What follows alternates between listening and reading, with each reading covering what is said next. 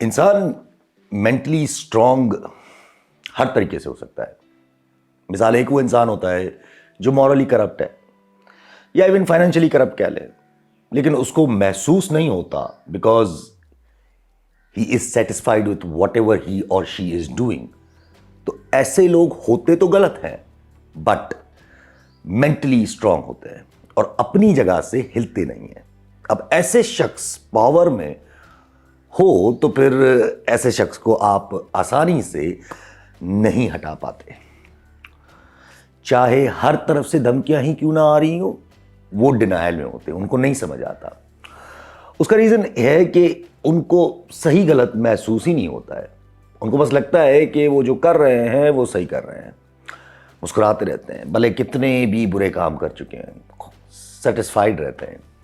इसी तरह फिर दूसरे लोग होते हैं जिनको पता होता है कि यार ये कि सही क्या है गलत क्या है वो अपनी हर चीज़ दांव पे लगा देंगे बट सही के साथ खड़े रहेंगे। उनको भी आप मेंटली स्ट्रांग ही कहोगे, लेकिन उनको आप मॉरली राइट भी कहोगे। अब हम सबको इतना तो जनरल हिस्ट्री या रिलीजियस हिस्ट्री या कोई भी हिस्ट्री उठा के देख लें, उसने तो सिखा दिया है कि यार आखिर में मुंह पे आकर किसको लगती है और हंसता कौन है। सवाल जवाब पे आते हैं। सवाल है कि what should Imran Khan do with the ये बिल्कुल मिलिट्री रूल को जो चल रहा है हमारे पास, उसको बिल्कुल ही ख़त्म करने के लिए, परमानेंट ख़त्म करने के लिए। सर जी, ज़रा वो इनकलाब होता है, वो कभी भी कोई एक शख्स नहीं कर सकता, वो उसके साथ पूरी आवाम खड़ी होनी चाहिए, पूरा एक खूनी भी हो सकता है, किसी भी हद तक जाने को तैयार होना चाहिए। ये ख्याल फ़िलहाल तो किसी के भी दिमाग में मेरा नहीं ख्याल आना चाहिए। अभी तो बहुत दूर की बात है, फ़िलहाल तो अभी चल रहा है आहिस्ता आहिस्ता। बहुत आगे की कहानी है कि कभी मिलिट्री रूल ख़त्म करना पड़ा। सवाल है कि what if Nawaz Sharif concede himself, Nawaz Sharif जाए कंसीड कर ले इमरान खान साहब के सामने अडियाले में, क्योंकि वो है तो आखिर सियासतदान ही। असल नवाज शरीफ साहब इतने अच्छे हो जाएं तो क्या ही बात हो जाए। वो पीपल्स पार्टी की धमकी पे कह रहे हैं कि ज़रा मुशावरत कर लें उन्होंने पीपल्स पार्टी के तो मतलब यार आते हैं पीपल्स पार्टी में। खैर, सवाल है कि आपकी एजुकेशन का मुतालिक सवाल किया था और पिछले हफ्ते में मैंने कोई जवाब नहीं दिया था। सर शुक्र है अल्लाह के, मास्टर्स की हुई हैं, 3-4 डिग्रियाँ की हुई हैं, पीएचडी के चक्कर में हैं, तो या बस इतना ही बता। अब बाकी लिंक्डइन पे मेरी पूरी इन्फॉर्मेशन मौजूद है। सवाल है कि भाई इन सारों को आईके से क्यों इतनी नफरत है। मेरा ख्याल है आपकी एग्जाम्पल उनकी तरफ है जो बड़े बड़े सहाफ़ी हैं और ये सारे बड़े जिनको शदीद इस वक्त नफरत है। तो सवाल है कि क्यों नफरत है। सर एक लाइन में जवाब दे देता हूँ, बल्कि कोशिश करता हूँ कि छोटा सा जवाब दूँ। पाकिस्तान में मेजॉरिटी जो इलीट है ना, वो इस सिस्टम से खुश है। वो जो पुराना एक सिस्टम चलता आ रहा है ना, उससे खुश है। Nobody really likes the idea of change, खास करके बिल्कुल आउटसाइडर का कोई आ जाए जैसे खान साहब है या जैसे उनके सपोर्टर्स हैं। सवाल है कि जनाब वकील साहब बहादुर, आपका भाषण तो बहुत दिलचस्प होता है, लेकिन आप अस्करी लोगों का नाम क्यों नहीं लेते या नहीं क्यों नहीं लेते। सर जी, मुझे इनकलाब लाने का कोई शौक़ नहीं है, मुझे बस समझाने का शौक़ है, जो मैं कोशिश करता हूँ। फिर मैं खुली तरीके से कोशिश करता हूँ कि समझाने की कोशिश करूँ। अभी जैसे कि मैं वाहिद बंदा हूँगा जो आपको ये बता रहा हूँ कि यार इस वक्त लिटरली लेग पुलिंग हो रही है, और not just for small but या समझ सकते हैं कि किस लेवल पे हो रही होगी, क्योंकि मैं हमेशा कहता हूँ कि मोमेंट ऑफ वीकनेस है। सवाल है कि respected sir, what about your analysis about the army chief speech है। मैं पहले भी शायद अपनी वीडियो में बोल चुका हूँ कि सर स्पीच मुझे जो लगी वो मुशर्रफ की मुक्के वाली जो स्पीच थी ना, उससे मिलती जुलती लगी। और दूसरा, उससे सिर्फ इस स्पीच से सिर्फ मुझे एक सियासी पना नज़र आया और थोड़ी बहुत फ्रस्ट्रेशन नज़र आई। सवाल है कि माइंस एंड मिनरल्स, पेट्रोलियम हमें नहीं बेचना चाहिए, दूसरे मुल्कों को लॉस ट्रेड हो जाएगा, तो ये हमेशा अवाम के अंडर होना चाहिए। और मैं क्या समझता हूँ ताकि अवाम के, सर सही बात कर रहे हैं आप, ज़ाहिर है और लेकिन आप इतना आगे जाए ही नहीं। माइंस एंड मिनरल्स वाला हो ही नहीं पा रहा ना अभी तो, और हो भी नहीं सकता, नियर फ्यूचर में नज़र भी नहीं आ रहा। कोई ज़माना था जब इन्वेस्टर्स भी इस्टेब्लिशमेंट के कहने पे इन्वेस्ट कर लेते थे कि भाई चलो इस्टेब्लिशमेंट कह रही है तो हम इन्वेस्ट कर देते हैं, क्योंकि उनको पता था कि इस्टेब्लिशमेंट ही मुल्क चलाती है। लेकिन इस वक्त जितना ज़बरदस्ती से इस्टेब्लिशमेंट मुल्क चला रही है, इन्वेस्टर को भी ये बात पता है कि इस तरह तो नहीं चल रहा है। इसलिए मेरा नहीं ख्याल, या इन्वेस्टर जो बड़े बड़े बैठे हुए हैं उनको ज़ाहिर अंदाज़ा हो जाता है, तो इसलिए मेरा नहीं ख्याल कि किसी भी किस्म की फ़िलहाल इन्वेस्टमेंट आने लगी है। अब कॉर्पोरेट फार्मिंग में नहीं आई सर, मिनरल्स में किधर से आएगी? आप मिनरल्स का बिल KPK से पास होगा, कहाँ से होगा? मतलब आज भी कुंडी साहब जो है वो धमकी दे रहे हैं कि गंडापुर साहब ने ये बिल तो पास कराना पड़ेगा वरना गंडापुर साहब घर जाएंगे।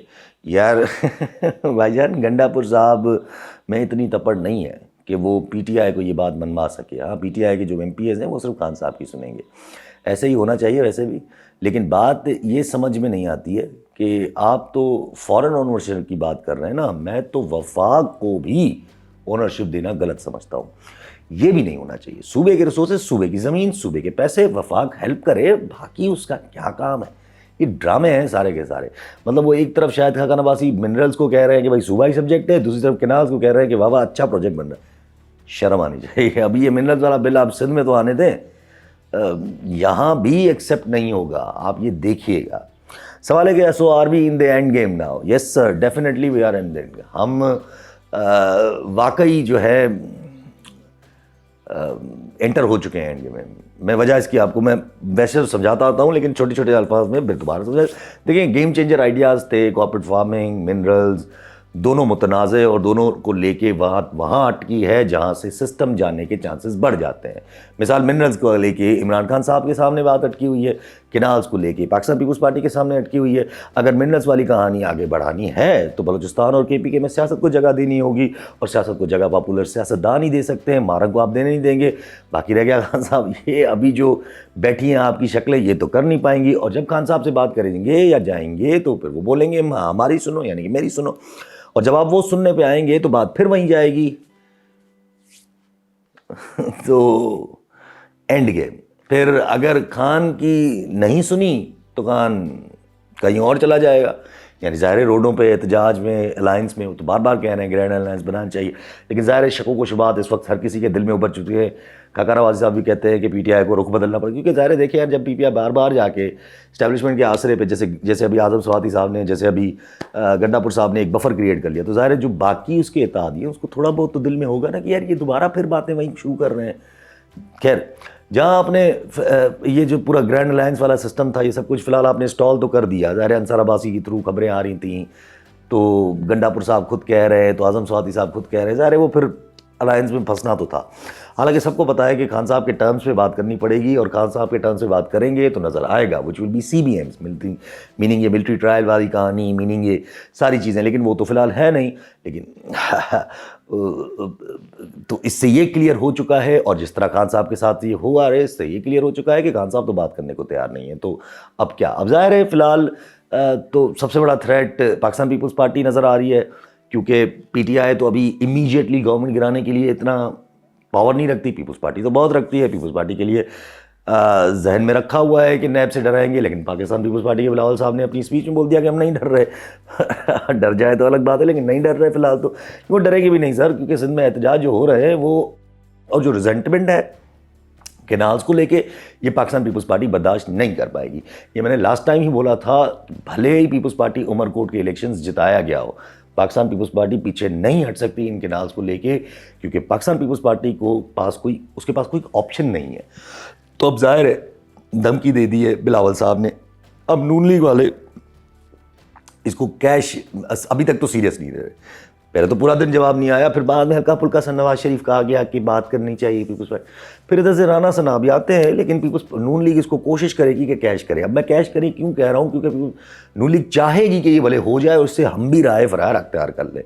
हुकूमत गिरती है तो चले गिर जाए, और यही चीज़ इस वक्त की इस्टेब्लिशमेंट भी सोच रही होगी कि भले केयर टेकर आ जाए, फिर देखा जाएगा। लेकिन मेरा ये मानना है कि चाहे नून लीग को लग रहा हो कि वो पंजाबियत पे जगा के और इस तरह से फ़ायदा ले सकती है, कोई फ़ायदा नहीं होगा। और चाहे अगर इस्टेब्लिशमेंट, इस वक्त की इस्टेब्लिशमेंट को अगर ये लग रहा है कि हम केयर टेकर ला के नवंबर तक अपनी जान छुड़ा लेंगे, तो नहीं, एक भी चीज़ गिरेगी, सब गिरेगा। आप हालत देखें ना, पाकिस्तान पीपल्स पार्टी ने गवर्नमेंट छोड़ने की धमकी दी है, और इधर से राना सना साहब आए हैं कि केनाल्स का मामला तो एक प्रोपेगेंडा है। मतलब मुझे तो, और पीपल्स पार्टी की बातों को सीरियस नहीं लेना, मुझे तो समझ नहीं आ रहा कि अगर ये राना सना की लैंग्वेज सिर्फ नून लीग की नहीं, इस वक्त की इस्टेब्लिशमेंट की सोच भी है, तो फिर आप मुझे बताएं ना, फिर कौन किसके साथ गेम कर रहा है? यार मुझे तो फिर ये समझ नहीं आ रहा, क्योंकि लोगों ने तो एहतजाज को बढ़ाते जाना है। वकला हजरात वहाँ बैठ चुके हैं, वो नहीं उठ रहे, अब आगे बढ़ने हैं और कुछ भी इसके अलावा नहीं हो रहा। और पाकिस्तान पीपुल्स पार्टी एक हद तक चीज़ें ज़ाहिर मैनेज कर पाएगी, वो कर रही है। उसने पहले कहा कि भाई अब हुकूमत छोड़ देंगे, पहले कहा कुछ नहीं साथ होंगे, अब कहा हुकूमत छोड़ देंगे, धमकी दे दी। लेकिन फिर कहा कि हम सक्खर में, अब सक्खर में फिर जलसा, फिर नवाबशाह में जलसा, फिर कराची में जलसा। ज़ाहिर पीपुल्स पार्टी स्टॉल करने की कोशिश करी, लेकिन जो लोग हैं वो कहाँ जा रहे हैं?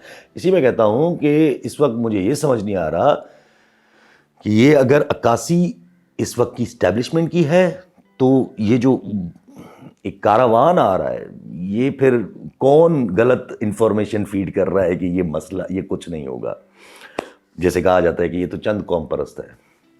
जो भी इस वक्त इस्टेब्लिशमेंट की सोच की मोहब्बत में खान साहब से बात बनाने निकले थे ना, आप देखें वो भी सारे के सारे चुप हो गए। मतलब क्रैकडाउन भी शुरू हो गया है, अब नज़र आ रहा है, क्योंकि अब सबको, उनको भी, मतलब सब इस्टेब्लिशमेंट, मतलब इस वक्त की इस्टेब्लिशमेंट को समझ आना शुरू हो गया है कि भाई बात बनने का तो तरीका नज़र नहीं आ रहा, अब क्रैकडाउन ही रह जाता है इनके पास, और तो कुछ आता नहीं है इनको। और ये इसीलिए ही, क्योंकि क्रैकडाउन भी इसलिए, और बड़े इन लोगों पे, आलिया हमजा ये वो, इन पे इसलिए है क्योंकि ज़ाहिर है एहतजाज मोड में जाना है और ये लोग बड़े काम आते हैं। और पीटीआई के पास कोई रास्ता भी नहीं है वैसे, एहतजाज में लोग भी काम इस तरह के आते हैं। और अगर अलायंस के थ्रू हुआ तो फिर तो मामला बिगड़ना ही है ऑब्वियसली, और जब तक अलायंस बने तो खैर।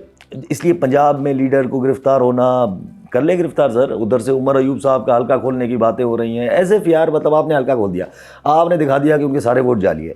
आप फॉर्म 47 वाली पूरी गेम करके, पूरा इलेक्शन करवा के, और फिर लोगों को कहेंगे कि भाई अब यकीन करो कि उमर अयूब के वोट जाली हैं।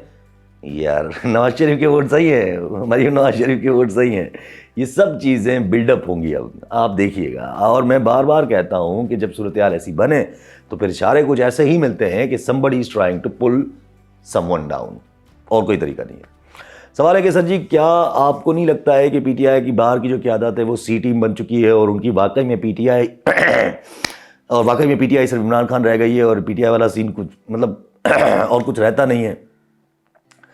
तो और ये कह रहे हैं कि खान साहब की जेब में तो हमेशा इस तरह के खोटे सिक्के होते हैं। सर ये खोटे सिक्के हर जगह पर होते हैं, या इस बात से आप बेखबर हो जाएं।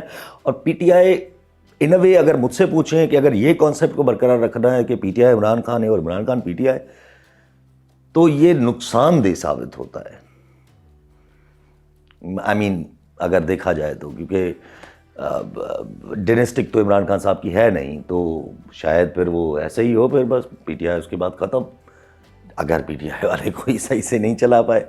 खैर, लेकिन आप जिन खोटे सिक्कों की बात करें वो हर जगह होते हैं। फवाद चौधरी जैसे दोस्त जो है ना, मैं बार बार कहता हूँ कि ये पीटीआई में आपको शामिल होते मिलेंगे, और आप देखिएगा ये मिलेंगे। सवाल है कि ये जो माइंस एंड मिनरल वाला, मादनियात वाले लॉलीपॉप जो है अमेरिका को दिखाई है, तो क्या ये इस चीज़ को बेस बना के कि यार देखिए हम तो मिनरल्स देने को तैयार हैं लेकिन इमरान खान अगेंस्ट है, तो सोचें कि इमरान खान, इस चीज़ को बेस बना के मतलब वो अमेरिका की एडमिनिस्ट्रेशन इमरान खान के अगेंस्ट तो नहीं हो जाएगी? नहीं सर, ऐसा कुछ भी नहीं होगा। अमेरिकन एडमिनिस्ट्रेशन इमरान खान के अगेंस्ट होकर क्या करना है, उन्होंने मिनरल्स की वजह से भी करके लेंगे तो क्या होना है। इसमें थोड़ा सा सिर्फ बारीकी का मैं आपको बुनियादी किस्म का मसला बता देता हूँ कि देखिए, खान साहब अगेंस्ट थोड़ी है मिनरल्स के निकालने से।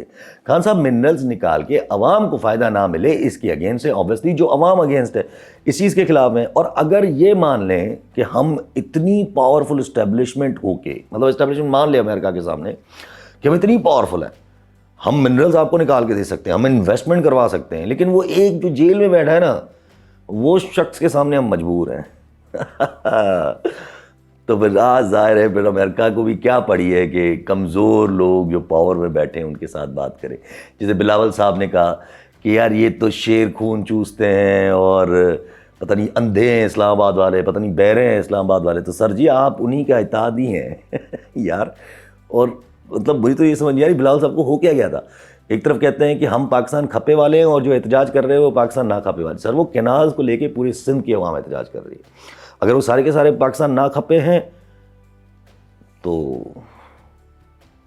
अब मैं क्या बोलूँ। खैर, अब बात पे वापस आते हैं इमरान खान साहब। तो अब आप यहाँ सोचेंगे कि फिर क्या इमरान खान साहब से अमेरिकन डायरेक्ट बात करेंगे?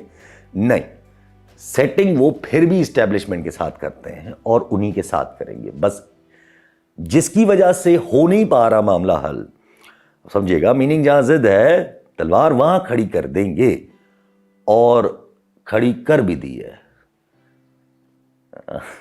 खैर, सवाल है कि क्या लगता है कि ये एक बहुत बड़े धोखा है इमरान खान साहब की सामने, ये सब कुछ जो मैंने कहा था फॉल्स नैरेटिव। सर, मायूसी अगर हो जाती है आवाम को इन धोखे की वजह से तो बहुत ज़ाहिर सबसे बड़ी हार होगी है, क्योंकि मायूसी असल चीज़ है, वो आ गई तो फिर तो कुछ भी नहीं होना है। और अगर ये चीज़ अचीव कर ली ना इन्होंने, तो फिर ज़ाहिर इनके वारे निहारे निकल जाएंगे, फिर ये चले फिर चले सब कुछ। ये इसीलिए तो कोशिश हो रही है कि किसी तरीके से नवंबर टल जाए, क्योंकि लेग पुलिंग बहुत ज़्यादा है।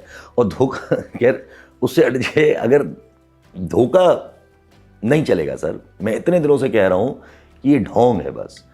अभी तक क्या चल गया है, उल्टा हर हफ्ते जेल के बाहर तमाशा लगा हुआ होता है।